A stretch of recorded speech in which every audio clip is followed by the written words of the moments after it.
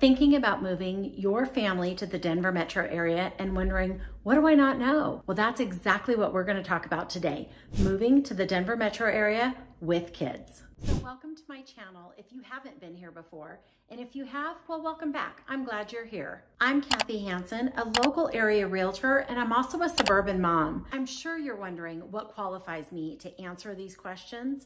Well, I moved my family here from out of state 17 years ago, and I've been a realtor here in the Denver metro area for 10 years now. And when we moved here, I didn't have anybody telling me these things, so I learned them all on my own. And I'm sure I had some of the same concerns that you do when moving to a different location, a different area, a different state with kids. So today we're going to talk about the 6 things you should know when moving to the Denver metro area with kids. There are so many different lifestyles here in the Denver metro area, and figuring out how you live your life and what's important to you will definitely help your realtor or me. I'm happy to help you as well, but it will help us to figure out what areas of town might be perfect or beneficial to you guys. So obviously you can live in downtown Denver and have that urban walkable lifestyle. You can live in one of the many suburbs and have that suburban lifestyle. We also have country living here, believe it or not, in the Denver metro area. Now, obviously it's on the outskirts of town, but you can live out on the country on acres of land and still be kind of close enough to the cities and the areas where you can get some of those benefits as well. And then we have areas that feel like you're away from it all and feel like you live outside of the city, but really you're 5 or 7 minutes away from the schools and shopping. And then we also have mountain living. I'm not talking mountain living up in Vail or Breckenridge. We do have those as well. I just don't serve that area. But I'm talking mountain living here in the foothills, the bottom of the Rockies.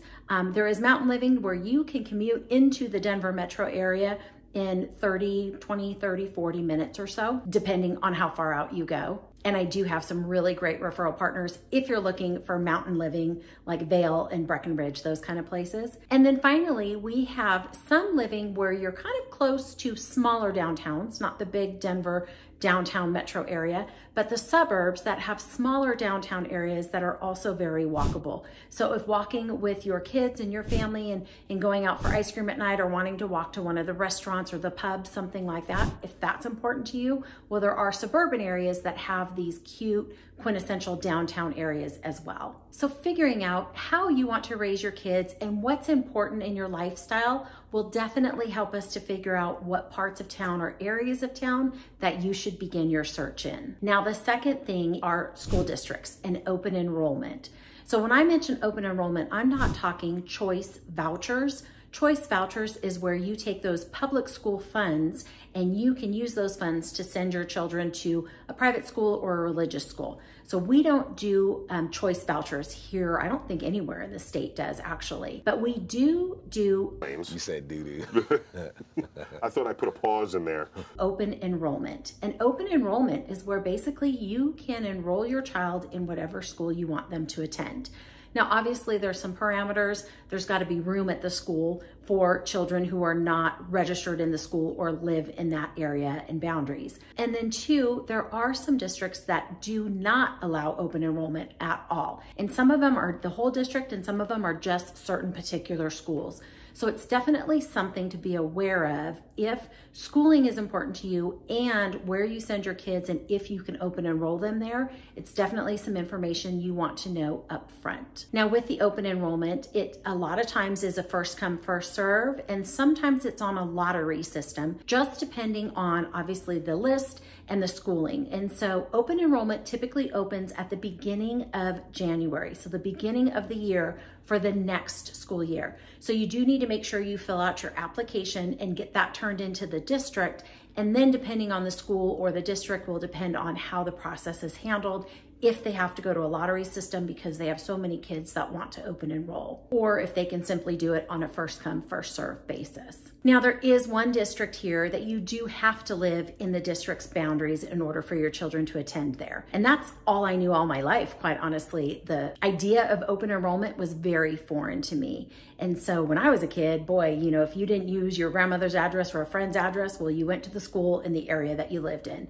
And that's just not the case here in Colorado. So I have 3 kids and they all went to 3 different high schools. I did open enroll my kids at different schools, and what's really great about it is that you can choose the school that best fits your child. Now, the third thing to know is that Denver is a sports city. We have 6 professional sporting teams here right inside the Denver metro area, actually right inside Denver. So we have the Denver Broncos, we have the Colorado Rockies, our baseball team, and if you haven't been to the stadium there and watched a game, go to a night game where you can see the sunset there from Rockies Field. It is amazing. So Denver Broncos, Colorado Rockies, we have the Denver Nuggets, our basketball team. We have Colorado Avalanche, our hockey team. We have Colorado Rapids, which is our professional soccer team. And then we have the Colorado Mammoth, which is our professional lacrosse team. And if things are going really good, well, in October, we call Rocktober around here for the Rockies. If the Rockies make it to Rocktober, well, then there's a potential we could have the Nuggets playing, the Broncos playing, and the Rockies playing all on the same weekend, same day, same time frame. So it makes it really exciting and fun around the city, especially if you're a sports family. And then lastly, while it's not professional sports, we do have CU football, and everybody is excited about Coach Prime coming to CU football. So even though not a professional sports team, Coach Prime has certainly livened up the college football scene here in the Denver metro area as well. The fourth thing is the weather and our altitude. Now, I moved here 17 years ago from a place where we basically had one season, and that's not the case here in the Denver, Colorado area. We do have all 4 seasons, and we get 250 to 300 days of sunshine per year. So depending on who you ask, either way though, if it's 250 days or 300 days, we get a lot of sunshine here in the Denver metro area. And due to the sun, when it does snow, well, our snow doesn't stick around for long, which to me is a really great thing. I love a good snow day, but I also love being able to drive and not drive in the snowy winter weather. And as snow days go, well, I think we get more now than we used to. I think we're kind of getting wimpier with our winter weather around here in the Denver metro area. But what's really great is just when you're getting tired of winter, well, then the flowers start to bloom, we start getting those warmer days, and we get into spring. And spring here in Colorado is amazing as all of the plants and flowers start coming back to life. Then we get into summer, and our summers do get some 100-degree days, and so air conditioning is kind of one of those things you need now in the Denver metro area where we didn't need it many, many years ago. And when you're finally getting tired of that heat, well, we get into fall, and to see all of those leaves change, to see them go from the reds and yellows and oranges, those bright colored leaves, it's also an amazing sight to see. And because our weather is so finicky here, well, we dress in layers. And if you're moving to the Denver metro area with kids and you're not used to dressing in layers, well, that means a lot of laundry. So you're gonna have to get used to that. And then the last thing with kids that you need to know is you do need to lather them up with sunscreen all year round, because again, 250 to 300 days of sunshine, we are a mile closer to the sun. Our altitude, we're at 5,280 feet, and 5,280 feet is a mile long, which is where our nickname comes from, the Mile High City. So because we're a mile closer to the sun, it is strong here, and you do need to lather those kids up, and adults too alike. You do need to lather everybody up with sunscreen pretty regularly here in the Denver metro area. So while we're talking about high, 5280, mile high, that kind of thing, let's get right into marijuana as well. So yes, we were one of the first states to legalize marijuana. However, it is not intrusive here. So there are cities that do have many dispensaries, and there's some cities and jurisdictions that don't allow it at all in their area, and some that limit the amount of dispensaries that can be in their area. So no, we don't have a bunch of stoned people walking around. It's just not like that. People are very respectful, and it's not an in-your-face type of thing. Occasionally, will you get a whiff of it if you were out at a park or outside or at a concert, something like that?